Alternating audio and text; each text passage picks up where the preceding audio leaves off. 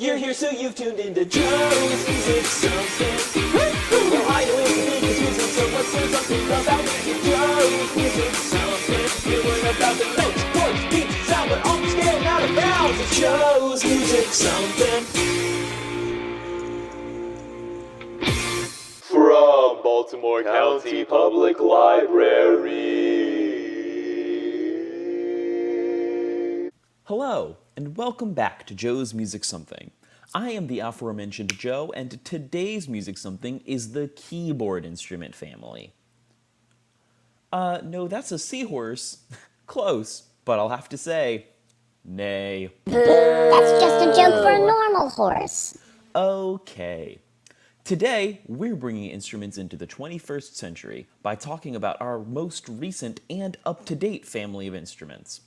My humanities degree may work against me here, but let's hop to it and talk about all the cool tech we've incorporated into the music sphere with keyboards. A little side note to start with, though. You're probably thinking, but wait, Joe, aren't pianos keyboard instruments? They have keyboards. Short answer, yes. And so are the accordion and the harpsichord. But long answer, these instruments can also be put into different categories as well. Instruments, like people, can belong to several families, and that's great. Like, I'm not skipping out on my dad's family reunion because I already went to my mom's. And trust me, no one's getting between me and my Aunt Darla's potato salad. Today, we're going to focus on the more recent additions to the keyboard family, so let's pop into the history. What's really cool about keyboard instruments is that we can actually point to a specific date and location for their beginnings. We see the first keyboard instrument, the hydraulis, a type of organ, created by mathematician and engineer Ctesibius of Alexandria in Egypt around 2300 years ago. Between then and now, we see the inventions of the modern pipe organ, harpsichord, and that classic pianoforte made by Bartolomeo Cristofori. Oh please, pianoforte was my father. Just call me the piano. Okay. But the lion's share of the innovation takes place around the 20th century, starting in 1898, when Thaddeus Cahill creates the telharmonium to create sounds using electricity. This innovation turns into something of a snowball effect, breeding instruments like the theremin, the onda Martineau, and the Hammond organ in the decades following. In the 1960s, Robert Moog then creates the Moog synthesizer, a revolutionary piece of music technology that really makes music all electric.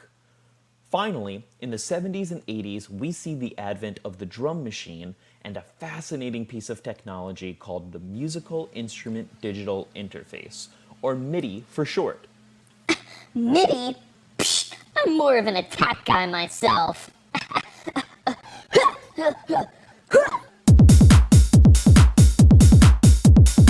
The Hammond organ and the telharmonium are very similar musical instruments, but work on different scales. Okay. The telharmonium weighed about 200 tons, or about 400,000 pounds, and took up the whole floor of a building, whereas Lorenz Hammond made his instrument about 400 pounds. Sorry, Texas, bigger isn't always better. Ah, dang it. So to really understand how these instruments work, we have to go back to the string instruments, specifically the electric guitar. So remember, these guitars make sound by the pickups being charged with electricity and just chilling out till a string starts vibrating in front of them. And they're all like, that's pretty cool, let's make that real loud for you, and send what they're picking up to an amplifier. The Hammond organ and the telharmonium work pretty similarly, but instead of hitting a string, you tap a key on a keyboard, which then causes a magnetized wheel to spin in front of a pickup, which sends it to the amplifier to make this kind of sound.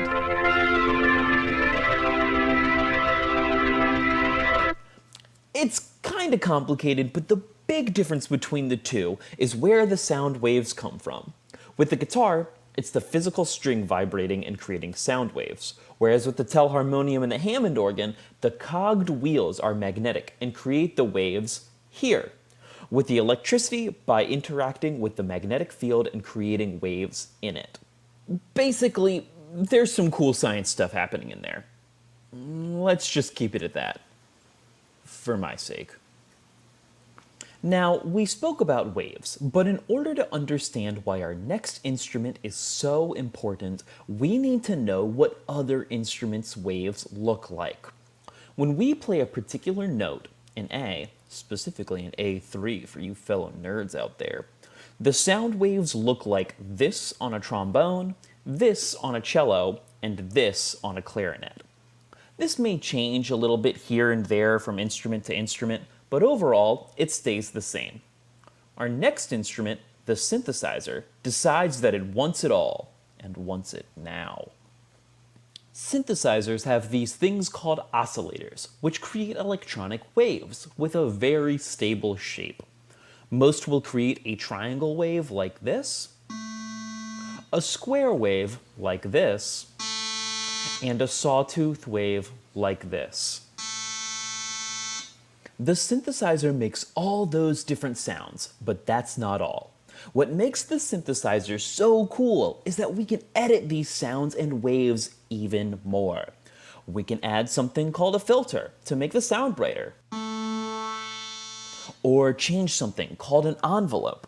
No, not that kind of envelope. This kind of envelope. So the sounds take longer to come in or last longer. And more. What we're doing here is changing the instrument's wave directly.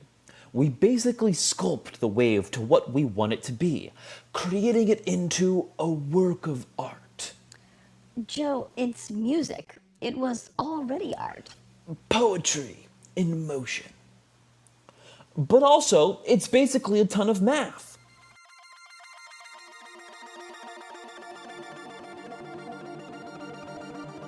Essentially, the synthesizer allows us to control the sound waves directly, letting us craft all different types of sounds, like this, or this, or even this.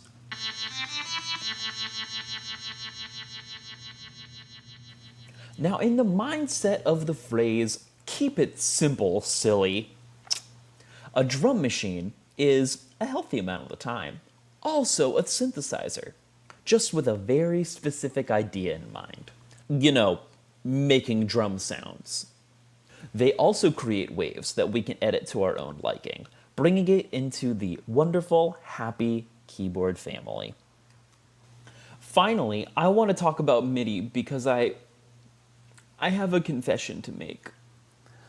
When I write my music for the videos, and I know this is hard to believe, but I'm not actually playing all of those instruments.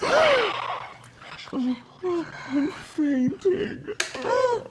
I'm sorry if you feel deceived, but this deception is a great segue into what I actually do. I simply play a keyboard to tell the digital instrument, like a bassoon or a violin or a Hammond organ, what notes to play and how long to play them. Similar to a synthesizer, I can change a lot about the sound, like how loud it is and how powerfully the notes come in and leave. I can even change the notes after I play them. This sort of technology offers a lot to musicians like me, who have the musical knowledge but lack the skills to play all the instruments in the orchestra, nor have the funds to procure an entire orchestra, but still want to do stuff like this.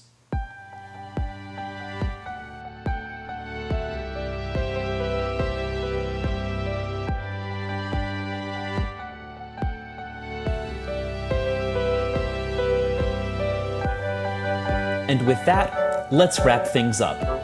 The keyboard instrument family is made up of instruments that have a keyboard. Who would have known?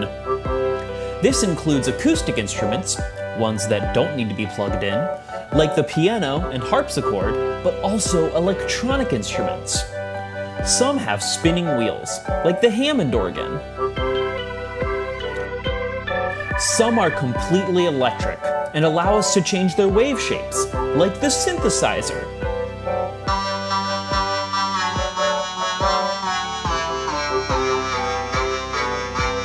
Or the drum machine.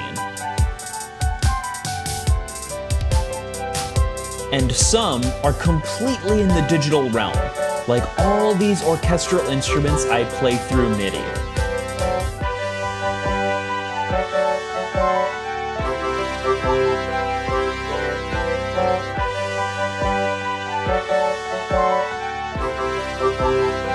Yes! We made it to the end of the instrument families. Give yourself a pat on the back for getting through it all. These were a lot of concepts to get thrown at you. I hope to be able to teach you more about music and how it all works one day, but in the meantime, this has been Joe's Music Something. Thanks for watching. For more resources, check out bcpl.info.